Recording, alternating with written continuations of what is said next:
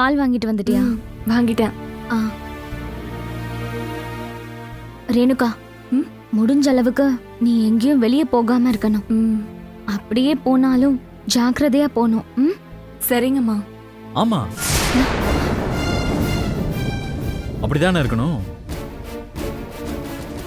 எவன் எங்க எப்படி செத்து போனா உங்களுக்கு என்ன?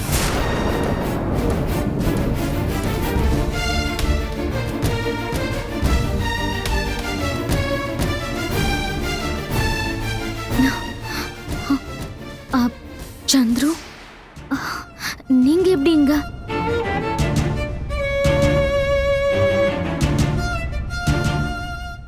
யாருக்கும் தெரியாம இங்க வந்து ஒளிஞ்சுக்கிட்டா அப்படியே விட்டுட்டு பேசாம இருந்துருவாங்க நினைச்சிட்டியா?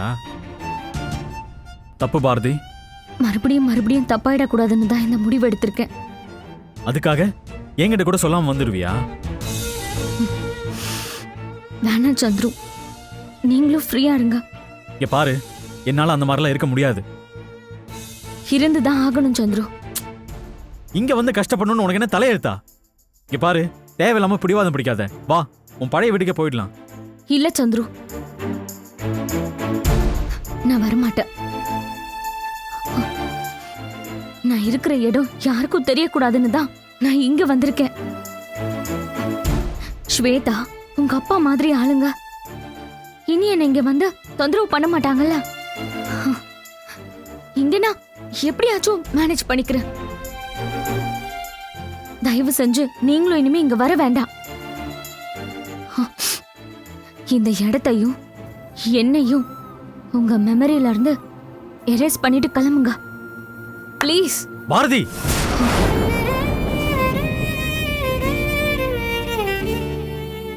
குழந்தை பிறந்ததும் உங்களுக்கு ஃபோன் வரும். வந்து உங்க குழந்தைய வாங்கிட்டு போயிடுங்க. இங்க பாரு பாரதி, ஸ்வேதாவோட அம்மா உனக்கு எவ்வளவு சப்போர்ட்டா இருக்காங்க தெரியுமா? நீ வீட்டை விட்டு போயிட்டேன்னு சொன்னதும் என்னை விட அதிகமா ஃபீல் பண்ணது அவங்க தான். நீ எங்க அப்பா பேச்செல்லாம் பெருசா எடுத்துக்காத பாரதி. எங்க குலதெய்வம் கோயில்ல மண்டையில அடிபட்டதுல இருந்து அவரு ஒரு மாதிரி ஆயிட்டாரு. இங்க பாரு பாரதி, வீட்டுல எல்லாருமே உன் பக்கம்தான், உனக்கு ஆதரவா தான் இருக்காங்க. இப்படி தலைமறைவா இருந்து கஷ்டப்பட வேண்டாம். நீ கிளம்பு, நாம போலாம். சந்துரு, ஸ்வேதாவும் உங்க அப்பாவும் பேசினதா எனக்கு வலிக்குதுதான். ஆனா ஒரு விதத்துல அவங்க பக்கம் இருந்து பார்த்தா அவங்க பேசினது அவங்க வரைக்கும் நியாயமானதுதான். இங்க பாருங்க, நான் ஒன்னும் அவங்களுக்கு பயந்து இங்க ஓடி வரல. இது எனக்கு நானே கொடுத்துக்கிற தண்டனை. நீங்க இன்னொருத்தியோட ஹஸ்பண்ட். உங்க உங்க மேல நான் எப்படி ஆசைப்படலாம்? உங்களை நினைச்சு என் மனசு எப்படி அல பாயலாம்? ஐயோ, எனக்கு பைத்தியம் பிடிச்சிரும் போல இருக்கு. சந்துரு, நான் உங்ககிட்ட இருந்து தப்பிக்க தான் ஓடி வந்தேன். அதை விடு பாரதி, அது கண்டிப்பா சரியாயிடும். இங்க பாரு, அந்த நினைப்புக்கு நீயே ஒரு கடிவாளம் போடலாமே. எதுக்கு போடணும்? எதுக்கு நான் உங்களை மறக்கணும்?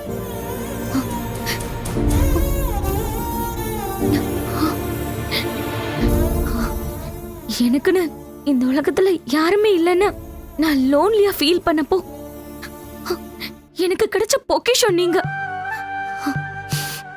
எனக்கு கிடைச்ச வரங்க நீங்க. கடைசியில இந்த வாழ்க்கையில எனக்கு மிஞ்சினது உங்களை பத்தின சுகமான நினைவுகள் தான். அத ஆசை போட்டுட்டே என்னோட மீதி வாழ்க்கைய என்னால ஓட்டிட முடியும். ஆனா உங்களால என்ன புரிஞ்சுக்க முடியாது.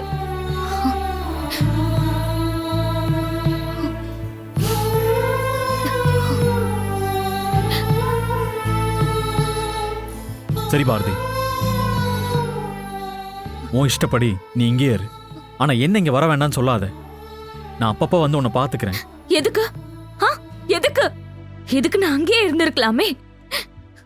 ஏன் நான் இங்க ஓடி வந்து ஒளியணும்? இங்க பாருங்க, நான் உங்க நல்லதுக்கு தான் சொல்றேன். நீங்க நிம்மதியா சந்தோஷமா இருங்க, எனக்கு அதுவே போதும். நீங்க இனிமே இங்க வர வேண்டாம் ப்ளீஸ். கிளம்புங்க.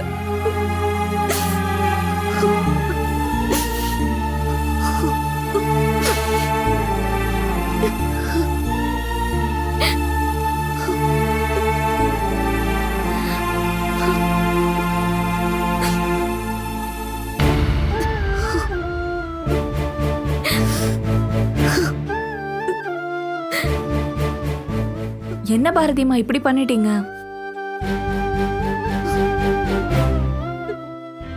சரி விடுங்க. ஆனாலும் நீங்க பேசுறதுக்காக அவர் ஒண்ணு வராம இருக்க போறது இல்ல. நிச்சயம் வருவாரு. நீங்க வேணா பாருங்களேன்.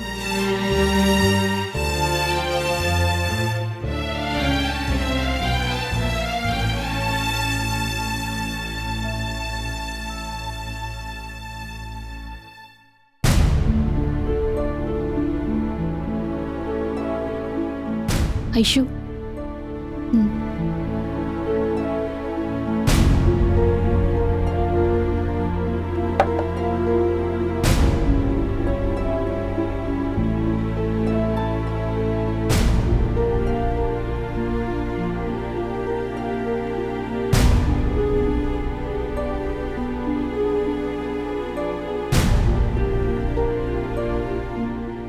பேச்சுவார்த்தைக்கே இடம் இல்லாம திரும்பி வந்துட்டோமே.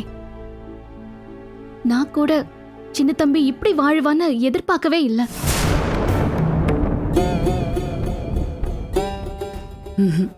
நான் இப்பவும் என் சின்ன தம்பியை நம்புறேன். எப்படி ஐஸ்வர்யா இவ்ளோ ஸ்ட்ராங்கா பேசுற? சின்ன தம்பி மல்லிய காதலிக்கவும் இல்ல, கல்யாணம் பண்ணிக்கவும் இல்ல. இதை என்னால உறுதியா சொல்ல முடியும். உன் நம்பிக்கையை நான் குறை சொல்லல. ஆனா போய் பார்த்த பிறகாவது நீ சூழ்நிலையை உணர்ந்திருக்கணும்ல. என்ன சூழ்நிலை அண்ணி? என்ன ஐஸ்வர்யா பேசுற? அவங்க புருஷன் பொண்டாட்டியா இல்லனா எப்படி அந்த அளவுக்கு நெருக்கமா அவங்களால இருக்க முடியும்? அதுலயும் ஏதோ ஒரு மர்மம் இருக்கா அண்ணி. மர்மமா? அவன் உன்னை ஏமாத்திருக்கான் ஐஸ்வர்யா. தங்கச்சி தங்கச்சின்னு உருகுன சின்ன தம்பியா அதுன்னு எனக்கே சந்தேகமா போச்சு. நம்பணும் அண்ணி. அவனுக்கு யாரையும் ஏமாத்த தெரியாது. நானும் உன்ன மாதிரிதான் சின்ன தம்பி மேல ரொம்ப நம்பிக்கை வச்சிருந்தேன். கூட பிறந்தவனா நினைச்சு ரொம்ப ரொம்ப சந்தோஷமும் பட்டிருக்கேன். இப்ப என்ன ஆச்சு? அந்த நம்பிக்கையே போயிடுச்சு. நம்மளெல்லாம் ஏமாத்ததான் நினைச்சிருக்கான்னு இப்ப அவன் வீட்டுக்கு போயிட்டு வந்த அப்புறம் தான் தோணுது.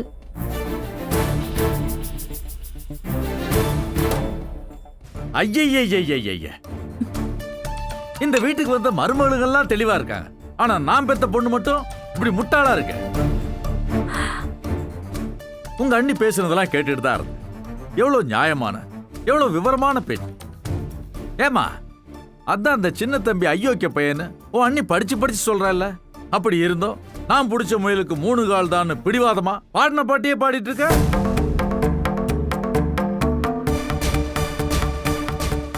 பாரு, அவனை பார்த்த நாள்லயே சொல்லிட்டேன், அவன் ஒரு மிகப்பெரிய கிரிமினல்னு. உன் அன்னைக்கு அது புரிஞ்சிருச்சு. ஆனா நீதான் பட்டும் புத்தி வராம இருக்க. தபரைசோ, அவனை நினைச்சு நினைச்சு உருகுனதெல்லாம் போதும்.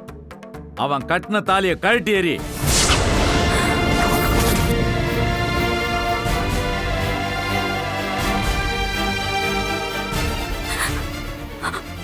இனிமே அதனால எந்த பிரயோஜனமும் இல்லை.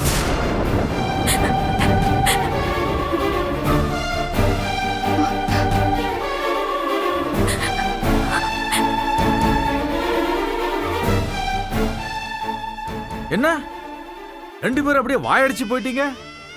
அவன் ஏற்கனவே கல்யாணம் ஆனவன், அதனால உன் கல்யாணம் செல்லாது.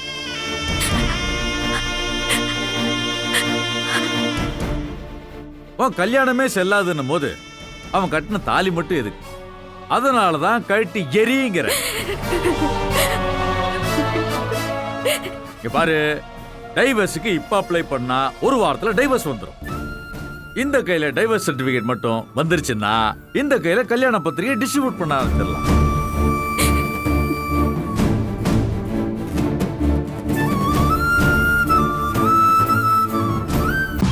இனிமே நான் சொல்றத செய்யல. யாரா நீ? வில்லன்டா.